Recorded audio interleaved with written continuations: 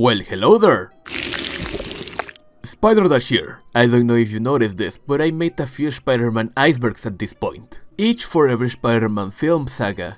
But there is this other saga that doesn't belong to Spider-Man. It belongs to his most iconic villain. That's right, I'm talking about Venom. You know how this works. You ask for it, and you will get it. It seems that there is a middle ground with these movies. Either you love them or you hate them. Me, I love them, of course. That's why today I want to bring you the Venom Iceberg. A few things first. I made this iceberg and I think that it turned out pretty well. So if you want to see it, I'll leave a link in the description. I decided to add a few things from Spider-Man 3. Trust me, I found a few things that are worth talking about, even if this is mainly a Tom Hardy's Venom Iceberg.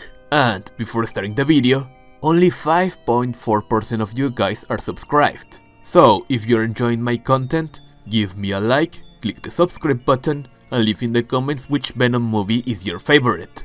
Thank you so much for watching, and with that out of the way, let's begin!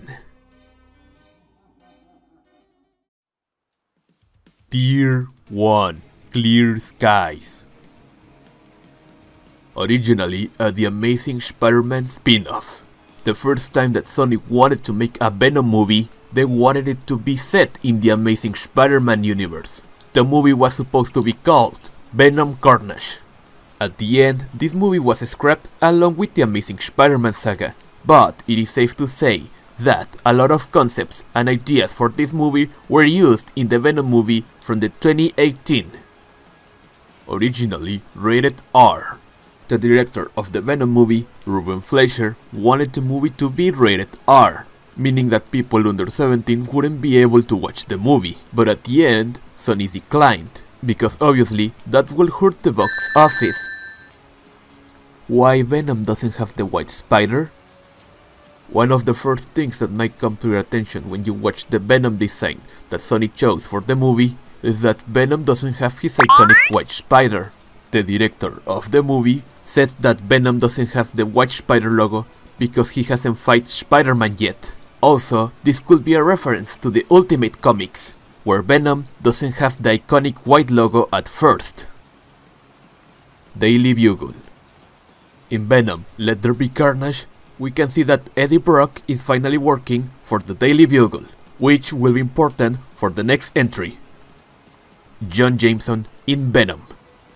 In the first Venom movie, we can see an astronaut that is mentioned to be named Jameson. That's Jameson.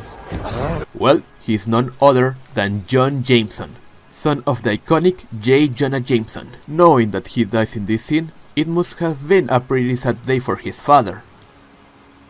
E.T. reference. The back of the jackets of the paramedics are supposed to read EMT, which stands for Emergency Medical Technician. After the lady paramedic gets infected with the symbiote, we can see that her hair covers part of her jacket, and now it says E.T., which is a reference to the E.T. movie.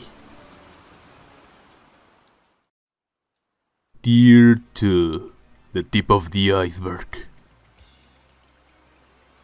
Stan Lee cameo. In the first Venom movie, there is a Stan Lee cameo that is impossible to miss. But in the second Venom movie, there is a Stan Lee cameo that is really easy to miss. He's in the magazine in Mrs. Chen's store. Sam Raimi didn't want Venom in Spider-Man 3. Sam Raimi didn't want Venom in Spider-Man 3. A lot of people say that is because he doesn't like the character. But truth is that it's not because he doesn't like him. It's because he doesn't understand the character. As an example, Venom in this movie never refers to himself as we or us. He always talks in first person. That means I. I want him dead too, Flint.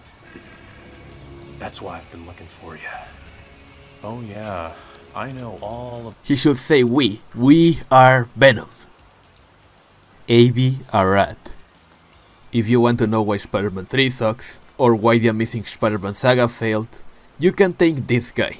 He refuses to let the directors do their jobs. Concept art. There isn't much concept art for the movie, but the little that there is shows that they were playing with the idea of giving Venom a white logo. Deleted scenes. As any other movie, Venom has a lot of deleted scenes. Allegedly, there is around 60 minutes of content that we haven't seen yet. According to Tom Hardy, most of these scenes are interactions between Venom and Eddie. Lethal Protector. Lethal Protector is a short series of Venom comics. Here, Riot makes his debut, along with other symbiotes. The first movie is based on this comic. Also, this is where his nickname in the movie comes from. Tom Hardy is Venom's voice. Tom Hardy not only acts as Eddie Brock, he also voices Venom in the movie. This just comes to show how dedicated he was to making this film. Fortnite and Free Fire. During a short period of time, you could get a skin of Venom in Fortnite. Also one skin of Carnage. Also during a short period of time, you were able to get Venom related items on Free Fire. The funny thing about this is that there is a Free Fire ad in Venom Let There Be Carnage. Tier 3. Below the surface. Bromance. A lot of people find Eddie's and Venom relationship cute. They made a ship called Simbrock. Some people make drawings depicting Venom's and Eddie's relationship a little bit more closer than it actually is. Tie-in comic. The first Venom movie has a tie-in comic. It depicts the scene where Eddie is being chased by the Life Foundation. Even if it isn't the best comic, it is a good collectible nevertheless. Spider-Man 3 Comic Accurate Symbiote Suit.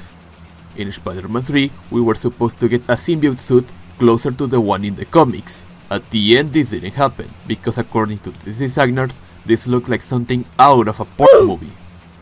Venom in The Amazing Spider-Man 2. A lot of people say that you could see Venom in The Amazing Spider-Man 2 trailer. Also, the symbiote appears in the trailer, but it was cut from the movie. Also, when Harry is looking through his files, you can see a file named Venom Storage. Everything points out that Sony had plans of making Andrew's Spider-Man fight Venom. Chocolate. Symbiotes need to eat a chemical called phenethylamine that is only available in brains and chocolate. The directors decided to keep this detail in the movie. And chocolate. Right, okay, no problem. Schuller. The building where Eddie lives is named Schuller, which is a reference to Randy Schuller. He sold the idea of a Spider-Man with a black suit to Marvel for only $300. My god, I would be angry if I was him. Michelini and McFarlane. Eddie's girlfriend, Anne, works in a place named the Law Offices of Michelini and McFarlane. This is a reference to Venom's creators, David Michelini and Todd McFarlane. Marvel vs. Capcom reference.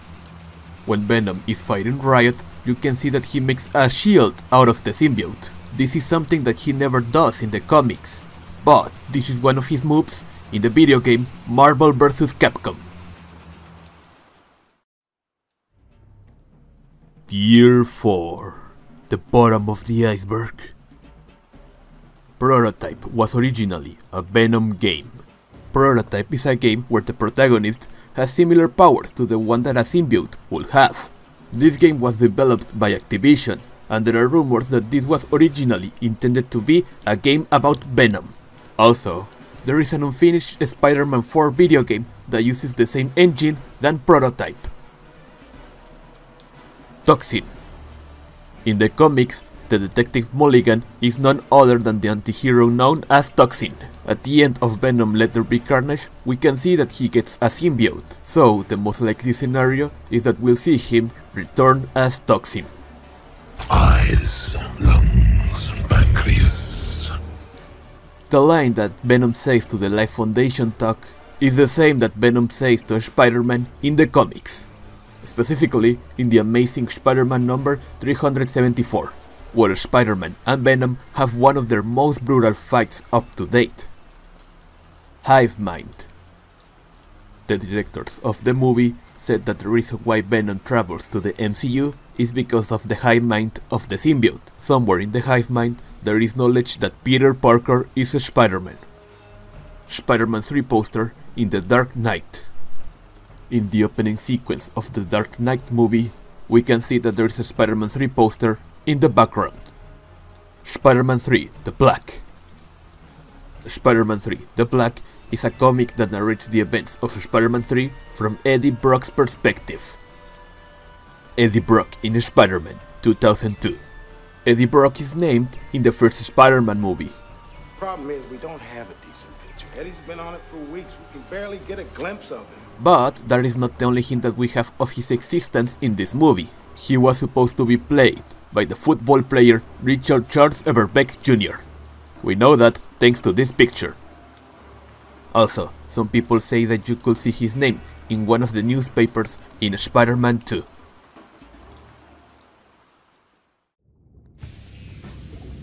Tier 5. Shallow Waters.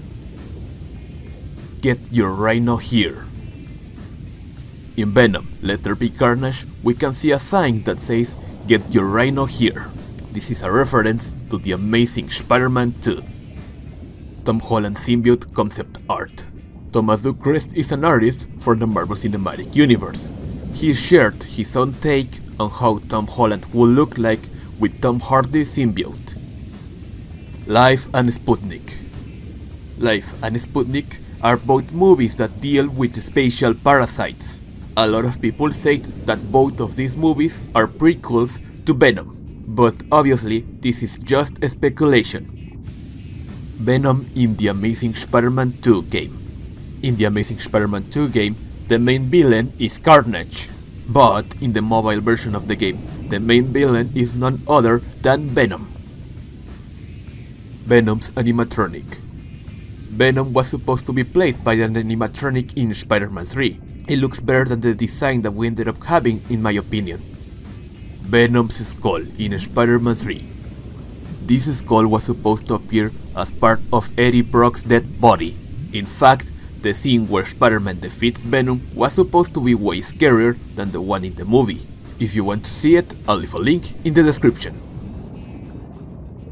Chronological error between Venom Let There Be Carnage and Spider-Man Far From Home.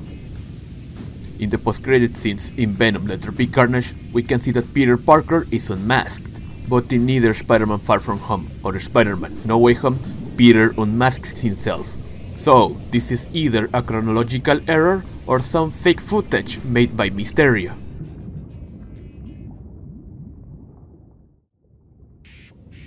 Tier 6. Dark Waters. Venom-Verse. Venom-Verse is a comic where happens pretty much what you would expect, Venom meeting other versions of himself. There are rumors that the third Venom movie could deal with the idea of the multiverse, giving us that fight with Spider-Man that we want so badly. Riot rips Eddie in two. In the original script, Riot was supposed to rip Eddie in half, but that never happened because that would mean a higher rating for the movie. Instead, he just gets pierced through by a symbiote weapon. Spider-Man is dead in Sony-Verse Venom. A lot of people have the theory that Spider-Man does exist in the Venom universe, but he just died a long time ago. That doesn't make much sense, but you could add it to your headcanon if you want to. Venom was supposed to be the Sixth Sinister in Spider-Man No Way Home. Venom was supposed to appear in the final battle of Spider-Man No Way Home, but that never happened because that would have made the movie too convoluted. And also the writers of the movie couldn't find a reason to put Venom on the main plot. All things considered, I have to say that most of the time, less is more. The symbiote is an allegory of addictions.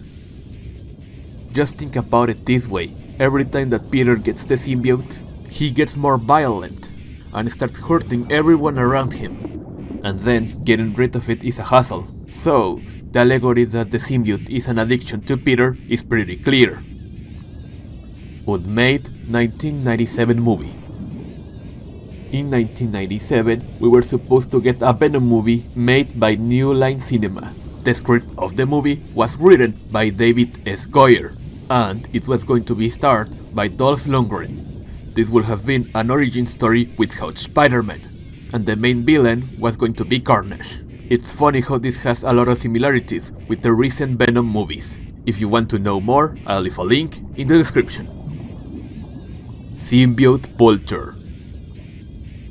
Along with the Venom animatronic, there is this other prop. It looks like the wings of the Vulture, but possessed by the symbiote. How was this intended to be used?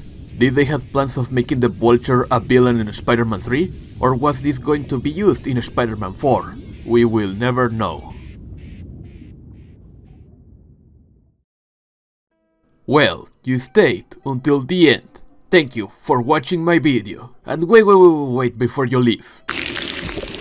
I want to give a shout out to This Avocado, Spider-Lennon, Finn the Human Fasthawk, Rogers, Lucas CB, Just Some Generic Gamer, Owen Sutton, I'm sorry if I mispronounced your name, and last but not least, Rick Lopez. If you want a shout out in my next video, give me a like, click the subscribe button, and post "We are Venom" in the comments. Also, you can follow me on Twitter if you want to ask me something. And without anything else to say, I'll see you the next time.